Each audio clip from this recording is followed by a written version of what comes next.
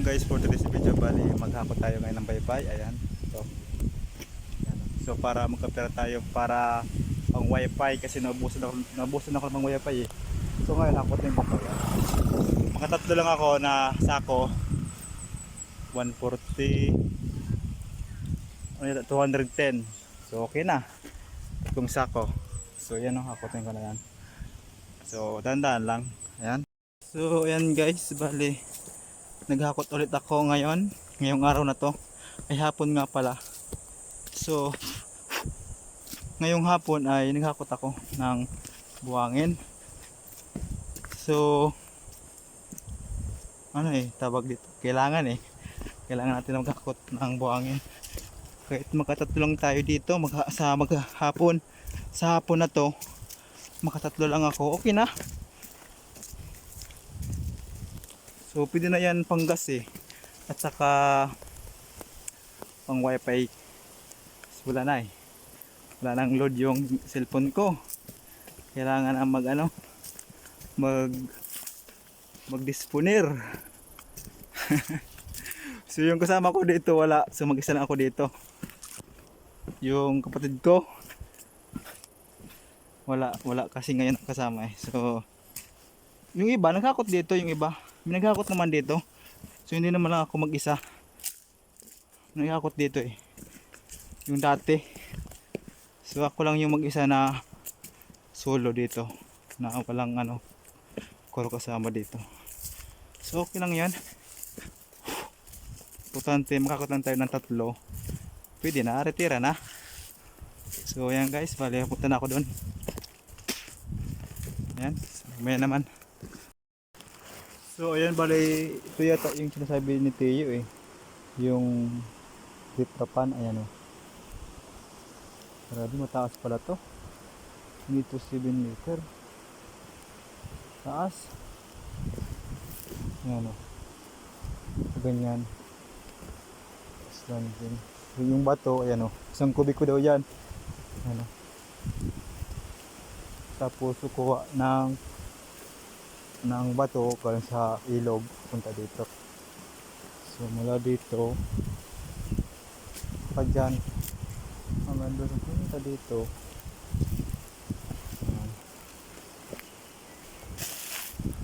So ayan, pabalik na ako. Na ako ngayon, naka-isang sako na ako punta doon. So balikan ko isang oras So kung bilis-bilisan ko baka 40 minutes yung konsumuhin kong oras. Pero dahil sa medyo mabagal lang yung ko, katamtama na yung takbo ng motor, kaya ayan, isang oras balikan. Pero okay lang yan. So pag nagamay ko na naman dito yung daanan dito, pwede ko na siya subukan na magdalaw-dalawa na sakay para hindi na ako balik-balik. So dito na ako magbubuhat. So pagbalik ko, try kong dalawain kung kaya dalawang sakay. Yung kanina isang sakay lang yun. So ngayon pangalawa, subukan ko magdalawa. Subukan ko lang kung hindi ako mahirapan, kasi mahirapan doon yung makina. Pero try lang natin, baka mas maganda pag dalawa, kasi pag isa kasi parang magalaw So dalawain ko, try ko lang kung hindi magalaw, kasi pag dalawa ay pag isa talaga magalaw sa likod ko para ako na parang nag-automatic yung nabila, kumagalaw ng pusa So try lang natin na magdalawa, subukan ko lang, baka maganda. Pag maganda dalawa, so yun ang gagawin ko, dalawa na, para ngayong araw ay ngayong hapon ay makalima ako, pwede na. Ayan, so subukan natin. So ngayon umpisa, nakaisa ako, try ko lang kung okay yung kalsada. So chinek ko naman yung kalsada, okay naman, hindi naman masyado madulas, kaya magdalawa ako. Kailangan talian ang talaga ng maigi, kasi pag hindi nakatali yan pwedeng mahulog yan eh. So mirapan ako noon pag nahulog yan. So maghihingi pa ako ng pantali dun sa pinsang ko. So yun guys, pataas na ako para makapagdalawa na ako. Ayan. So ito nga pala guys yung daanan mula sa baba. Ayan, bali kalahati na ako, nasa kalahati na. Pero ito yung daanan namin papunta doon sa may dam. So mula dito aakyat pataas. Ayan. Ayan o. So aakyat ako dyan. Pero kagandahan kasi wala na akong dala. So hindi na ako mahirapan. Ayan o. Aakyat ako dito pataas na. So okay lang yun na pataas basta walang dala. Meron kasi kapag may dala tapos pataas, so medyo mahirap. Hikain tayo dyan pag ganito pataas tapos may dala pa, may hakot na buhangin. Tingin ko naman yung isang sako eh, nasa 3/4 yung dala ko eh. Yung pagkasako nila ay nasa 3/4. Ayan, pataas yun. So wala pa akong dala, nahingal na. Paano ko kung may dala na ako pataas? Oh. So ganito kataas o katirik yung aakyatin ko.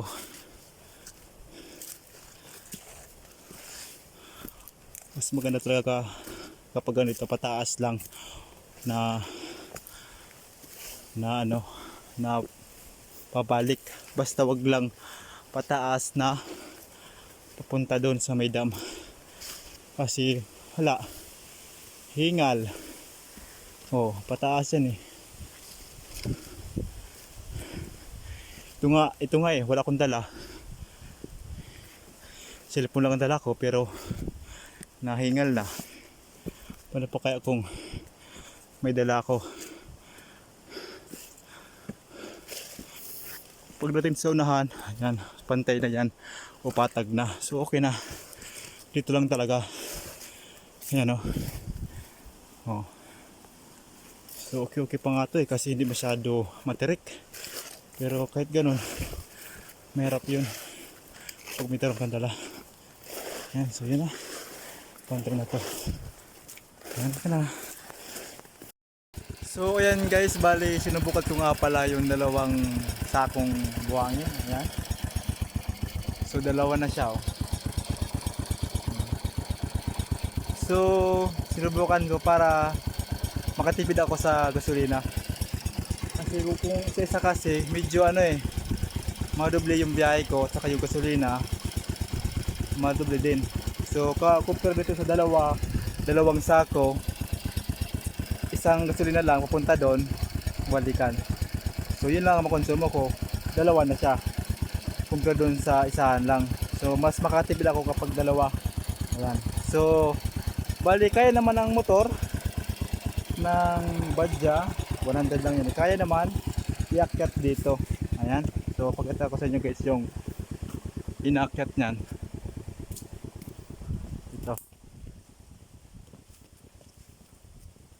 Ito yung inaakyat niyan. So akala ko kasi hindi na makakyat eh. So yun talaga, kailangan huwag talagang tipirin yung gasolina. Kapag naging yung makina, talagang harurutin mo. Yan. Ito yung daanan na medyo masikip talaga. Dito ako sumasabit minsan eh. Yan oh. So paikot dyan hanggang doon.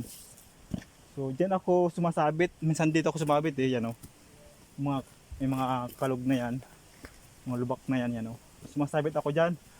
Ito. Yan oh. Yung nakaraan, ito. Sumabit ako dito eh. Yan. Yan oh. May mga sabit dyan. Ibig sabihin, mga motor yan ang mga sumasabit dyan. Yan o. Yan, mga makita naman dyan sa lupa, may kinaykay, may may parang lubak. Ayan. So ayan oh. So dito nga pala ako guys, minsan tumatama dito sa may lubak na yan, ayan oh. Ito ay minsan ayan oh. May mga dents diyan, may mga tapyas ng lupa, ayan. Ito. Ito. Minsan diyan tumatapyas yan yung motor doon sa baba. Basta itong part na to, ito. Diyan kami parati sumasabit pag madulas. Pero hindi ako nagmumotor kapag umuulan. So ngayon, nagtry ako kasi mainit. Kaya ayan, nagmotor naman ako ngayon, naghabal-habal. So ayan, balipakyat na ako ngayon. So kailangan nga pala dito guys, parting yan. Kailangan yung makina hindi dapat tipirin. Kailangan talaga kung nagingi yung makina ng gas, bigyan talaga para hindi maalanganin. Kasi pag yan binitin, delikado kasi piling umatras yung motor. So maano tayo, madaganan ng motor. So maipit tayo. So magkakaroon tayo ng sugat niyan o kaya mabalian. So yun, bali kailangan ko munang siguraduhin na kung anong hiningi ng makina, bigyan talaga ng gas. So yun, bali guys, papunta na ako doon. Ayan, so para makapag jaya ulit. Ayan, so yan guys, let's go! So ayan guys, bali last na lang to yung hakutin ko. Ito na yung pinakalas ko. Ayan, 2 sako ulit. So pampito na siya, ito pampito na to na sako. So nagsimula ako alas 12 ng tanghali. Tapos anong oras na ngayon? Alas 4:12. So alas 4:12 dito na ako sa pinakadulo ng yung pinagitaan namin. Ayan, ito yung pinakadulo. Ayan. Doon sila nagtambak, saka ako dito, nagdiretso na ako dito para mas medyo malapit ng konti. Ngayon, itong dalawang to, hakutin ko to papunta sa baba. So yun na lang ang hakutin ko na dalawa. Pagkatapos nito ay uuwi na ako. So ganoon lang. So sa tingin ko mga alas 5 sakto, tapos na to, nasa baba na ako niyan. Ayan, o yun o, nagakot pa. So last na lang niya yun, at ako din, last ko din to para makapagpahinga na rin ako. So ayan, ito na nga pala guys yung huli-huli, pinakahuli kong hakotin. Ayan, isang sako. Bali, lagyan ko lang sapin na trapal para hindi ako masyado maalikabukan ng semento. Kasi may semento to eh. Itong mga sakong yan, ay may mga semento yan. Ayan. So kailangan kong sapinan para hindi ako masyado maalikabukan. Ayan. So mayroon man ditong mga tatambak na mga sinako. Ayan, dito sa tabi. Ayan. So kakailangan yan kapag dito na nagtrabaho sa malapit. So inuubos lang to na na buhangin na galing sa mayon, black sand na tinatawag. Sumatibay ito kasi black sand to eh. Galing to sa bulkan mayon. At yung nasa sako, galing sa ilog. Sumatibay rin yun kasi nasa fresh water. Ayan, so last ko na lang to na hakutin. Pampito ko na to. Ito na yung pinakalas kong ako. Bukas naman yung bubukas naman yan kasi malasin ko na yata eh, tingin ko lang. Ayan, lapit na.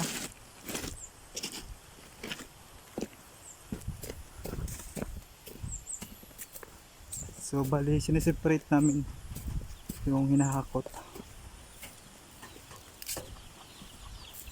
So ito yung last na lang. Ayan, i-arrange ko lang. Ayan, Yan. Itong isa ko. Akala ko akala ko dati lang, 3 lang. Nakapito pala ako, 1, 2, 3, 4, 5, 6, 7. So 7. Bali, sineseparate nila dito. Yan. Separate yan. Separate yung hinakot ko. Yan, 7 yan. So yun lang. Hanggang dito na lang guys yung aking pag video. So pauwi na rin ako. Ayan kasi hapon na Ang oras na. 16:40 alas 4:40. Tama, nasa baba na ako alas 5. Nasa highway na ako niyan. So tama lang yung pag-uwi ko. Pero mas maganda alas 4 para may pahinga talaga ng maba. So yun, hanggang dito na lang guys yung aking pag-video o pag-vlog. So thank you sa inyong panood. Hanggang sa muli.